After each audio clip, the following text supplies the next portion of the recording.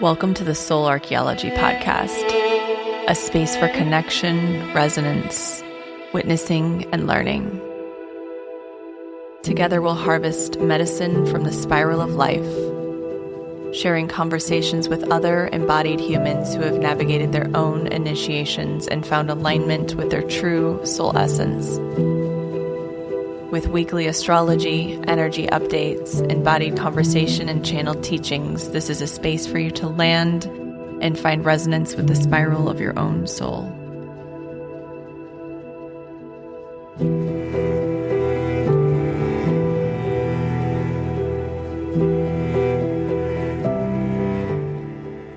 Hello, and welcome back to Soul Archaeology.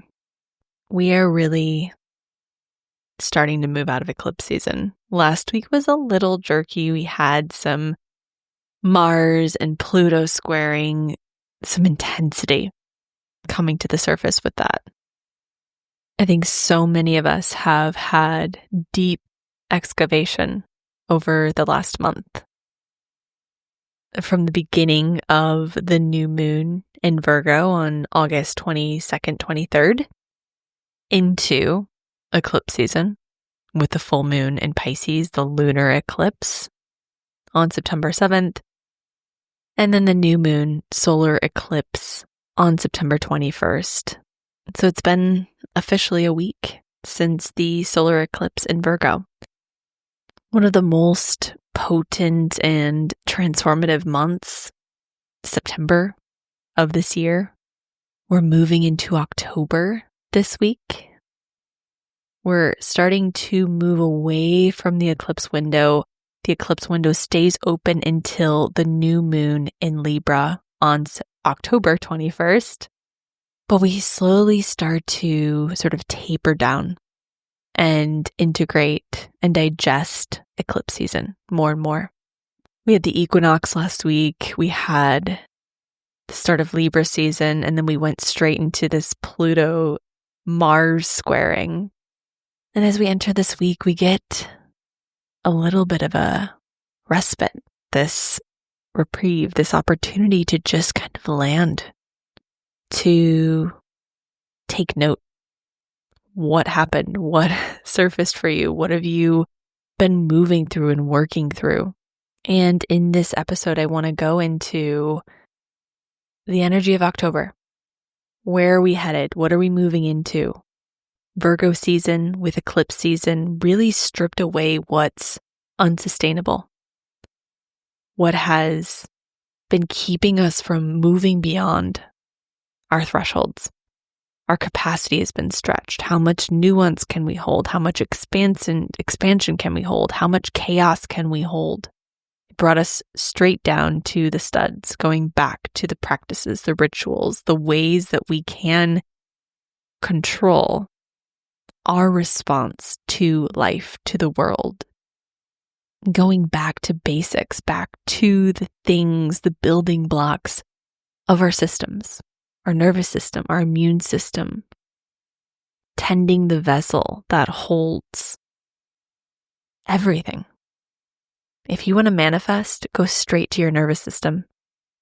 You can manifest as much as you want. You can call things in, but they aren't going to actually stick. They won't actually be held. You'll get glimpses and maybe little or big pieces and parts of it that come through, but real manifestation starts within the nervous system, where we expand our capacity to dream, to look beyond our thresholds, to expand our capacity to hold more, to feel more, to dream more. And the South Node in Virgo teaches us that we need practices to tend the physical, the vessel, so that we can loosen our grip and trust that vast unknown, Pisces. There's an infinite field of potential and possibilities awaiting us, but it won't be able to meet us if we're in a fear frequency. It won't be able to meet us if we don't have space for it. So eclipse season, Virgo season, I'd love to hear how it landed for all of you, what you noticed, the ways in which you were being stretched, or where you were invited to loosen your grip or to go back to the basics, to tend the physical, to tend your nervous system, to discern what you're consuming. And Virgo is very precise. It's very clear. It's very direct. It can be very confronting even, but that's also its magic. And I think now what we're doing is we're sort of digesting all of that intensity, that directness, that information that we've received, even if it's not in your conscious awareness right now. There's material there that has come through you. And with Libra season, we cross into the space of the other, of partnership, relationship, balance, harmony, recalibration. Libra season, October, will be an opportunity to integrate these new practices, to rebalance, to harmonize, to find our equilibrium again. It's a bridge month. It's an opportunity to receive what you need, recalibrate, and find your center again, your balance point. The intensity of the Virgo Pisces eclipse axis is still very much vibrating through our systems. It's going to be integrating. It's going to be reverberating until at least that new moon in Libra on the 21st. But with Libra's help, we begin to metabolize what it revealed. This is a month of clarity, of integration, recalibration. And this week is a very smooth, slow start. There's actually not a lot of significant astrological weather. You might notice even a little spaciousness or a sense of dissonance or this confusion around what you should really be doing or focusing on. Towards the end of this week, we start to build towards the full moon in Aries on October 7th, which is going to be incredibly activating. Mercury will also be entering Scorpio at that point, so we have this fiery, emotional activation. The full moon in Aries is an initiatory energy. It's a new beginning. It's a fresh start. It's an opportunity to maybe clear out some of what has come to the surface through this eclipse season. Maybe some pent up anger or frustration, old material that really wants to be purged, related to will, initiation, creativity, identity. This full moon will be interacting with Chiron and kind of shines a light on what we'll be working on later in the month when Jupiter begins to square Chiron, one of 3 times over the next year. So on October 6th, Mercury enters Scorpio. There's an intensity, there is a depth to that transit. October 7th, we have the full moon in Aries. October 13th, things begin to soften a little bit. There's kind of a recalibration, a balancing point. Venus enters Libra, and Pluto stations direct on October 14th. So I have a feeling that mid-month, things are going to be revealed for you. Pluto's been navigating its underworld journey since May. And as we know, when a planet is moving through the underworld, it is excavating, uncovering, revealing old material, subconscious material. It's in the basement. It's pulling out boxes and opening them and getting a peek into what's inside. And when it stations direct, it brings that material up for us to be aware of it, for it to be witnessed, seen, integrated.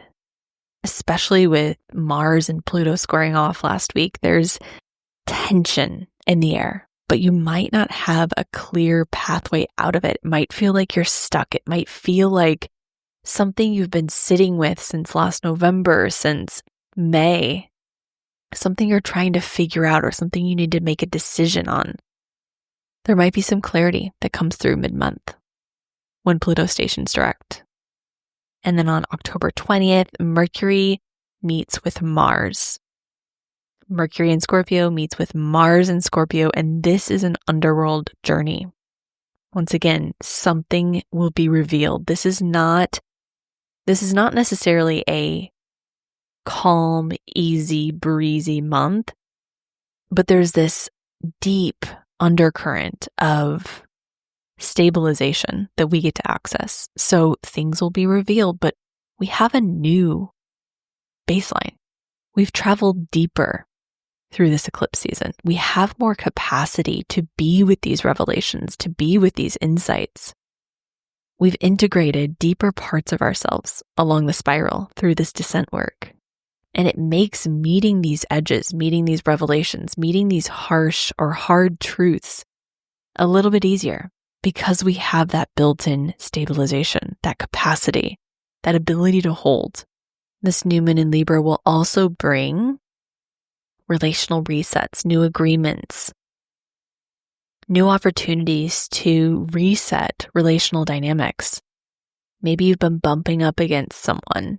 This might be an opportunity to clear the field, to create a new way of relating. Libra teaches us that we can be in right relationship with others, and it teaches us how to do that. And we know that right relationship with others begins within, with a strong connection to self, an understanding and self-awareness of your own needs, your own patterns. So there are going to be a lot of relational themes that surface through October. Building up to this new moon in Libra, we have an opportunity to begin again, to rewrite these patterns, to turn the page. Moving into late October, October 23rd, Jupiter squares Chiron, and this is one of 3 transits. It happens again in December and then next July. And this is pushing us. It's pushing our buttons, our core wounds. It's something wants to break out. A pattern being held by your core wound, specifically related to Aries, identity, belonging, will, power, meeting with Jupiter in Cancer, which is connected to safety, care, belonging.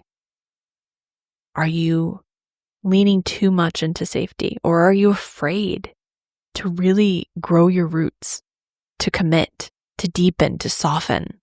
This will come up later this month, October 23rd. And that's also when we have the sun squaring Pluto and the sun opposite Chiron squaring Jupiter. So we have this really interesting T-square with the sun, Jupiter, Chiron,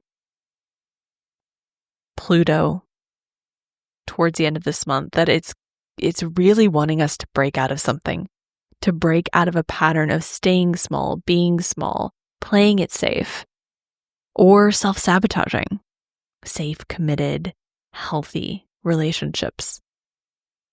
And I talked a lot about this in the last episode, but peace, harmony, balance, all the things that Libra truly desires don't simply come to us. We have to cultivate it. We have to practice it. We have to invite it in. We have to confront the ways in which we push it away. Libra season always brings us back to the mirror. It's the place where we see ourselves through another. Balance, beauty, reciprocity, but also projection, avoidance, collapse, self-abandonment.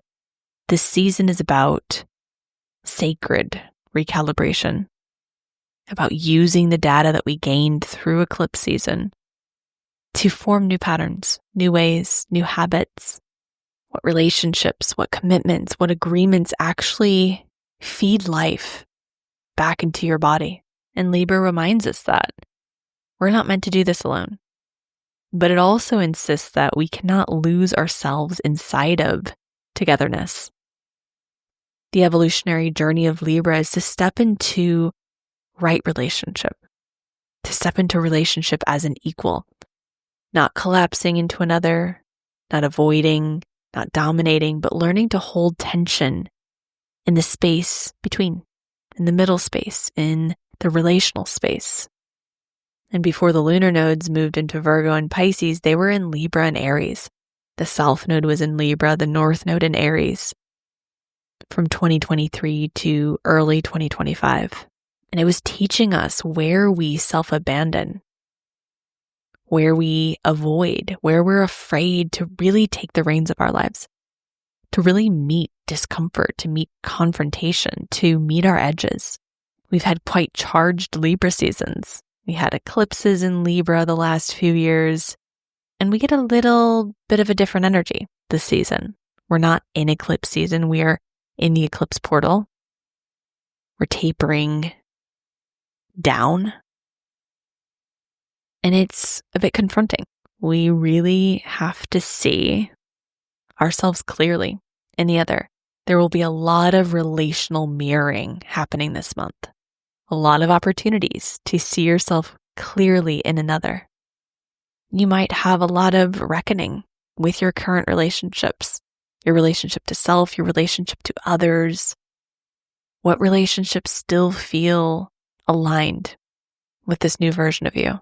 And this Libra season is an up-leveling. It's an upgrade where we get to really decide how we want our lives to feel, to look, and choosing peace, not through dissociation or avoiding conflict or turning away from our edges or playing it safe to not rock the boat, but through choosing the conversations that set us free. Clarity over niceness, choosing to meet others from a whole self rather than a half self seeking completion.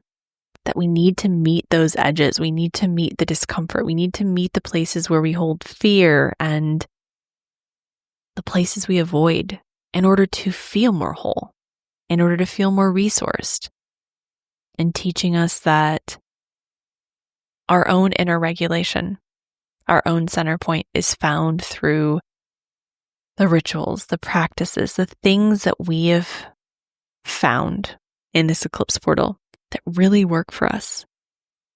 Creating harmony in your environment, in your rituals, in your words, in your home is not superficial.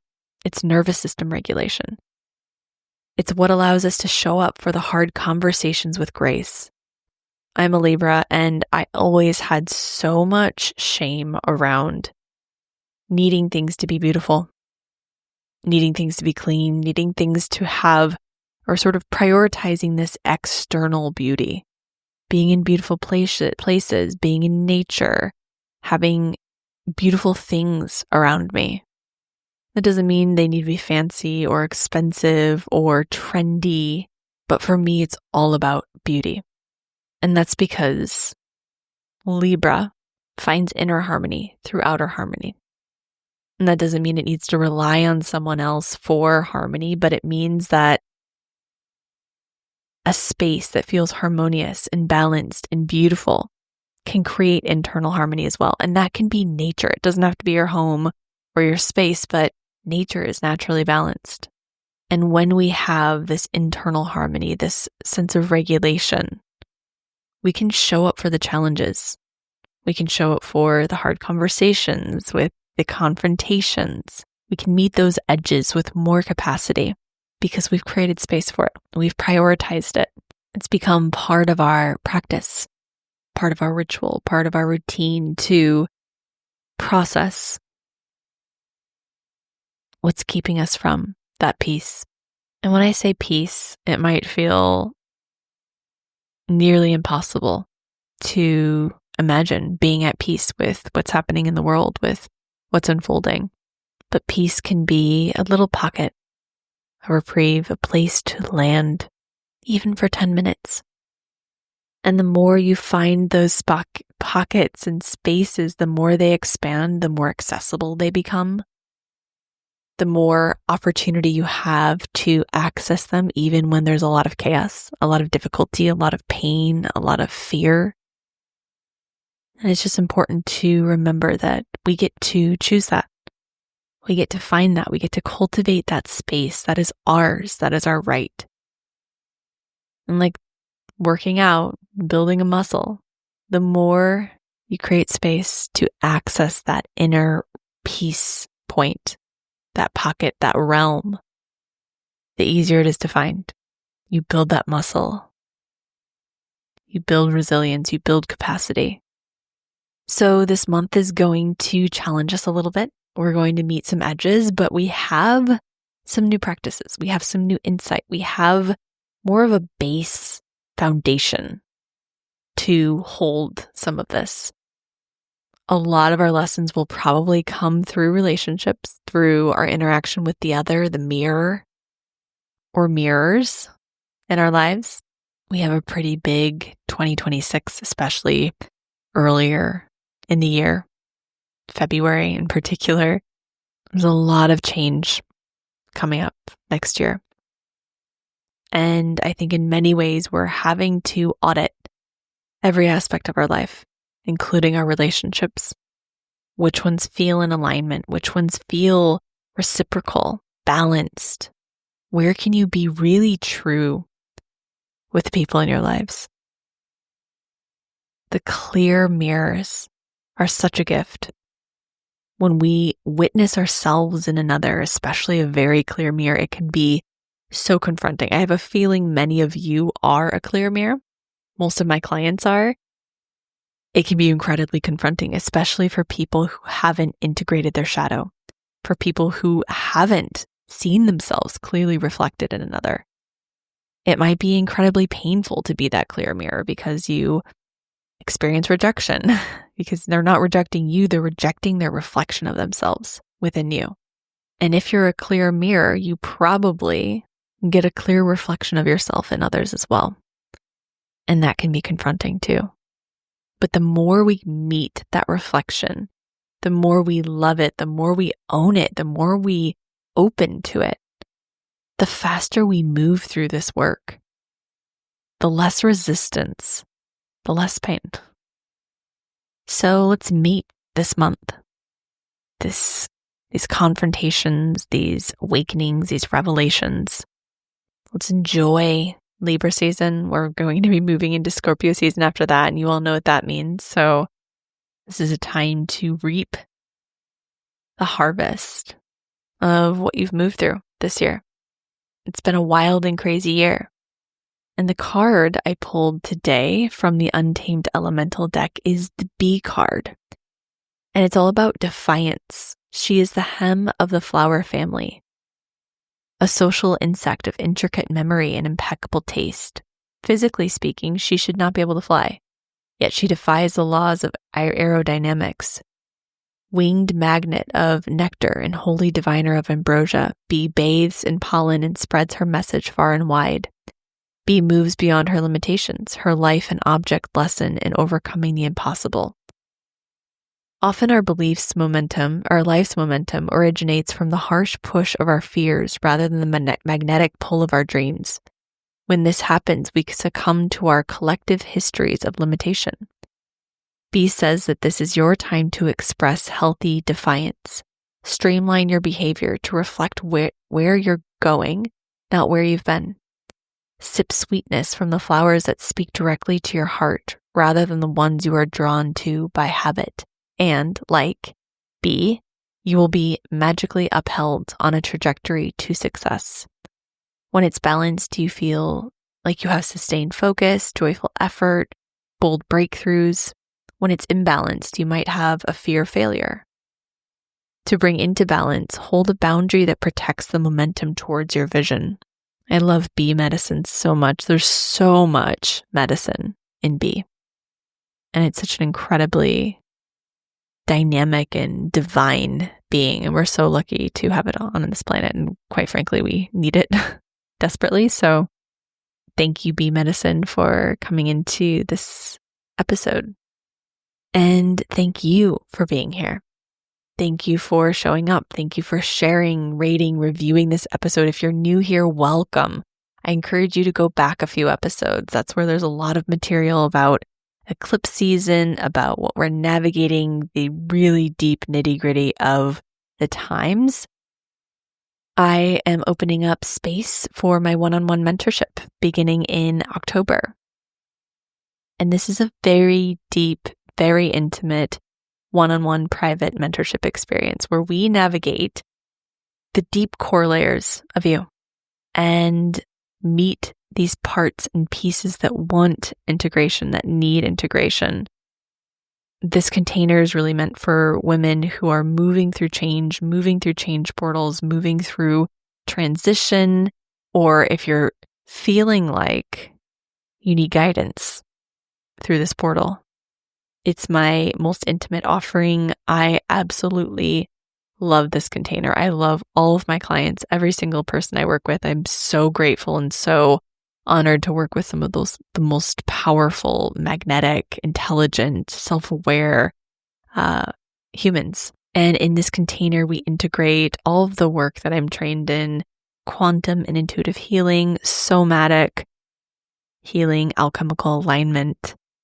We're working with both the physical body, the nervous system, and the quantum field at the same time. And there are absolutely wild transformation that occurs when we bring these two together to meet, to integrate, and to really hold space for the change to unfold. So if you are interested in working with me one-on-one this year, this is the last time I'll be offering it in 2025. You can book a clarity call. I will link it in the show notes. I also have a link for Kamana, the coffee alternative that I drink. I've been drinking it a lot through this time as I've really been tending my nervous system in a deeper way. And it's incredible for gut health, for your nervous system. It's mesquite. It tastes like coffee. It's a beautiful ritual. I mix it with collagen just because that has a ton of glycine, which is great for your nervous system as well. And it's been just so amazing. And you get 20% off with my code just for this week. They're running a special for me, which is super sweet. So you can get 20% off of Kamana, link in the show notes. Thank you for being here. I love every single one of you. Thank you for your presence, for showing up every week. When you share this episode with others, it means the world. Sharing on social media, friends, family. That's how I grow this podcast. I don't do any formal ads or sponsors. So I appreciate every single one of you. Thank you for being here. Have a beautiful, beautiful week and happy Libra season.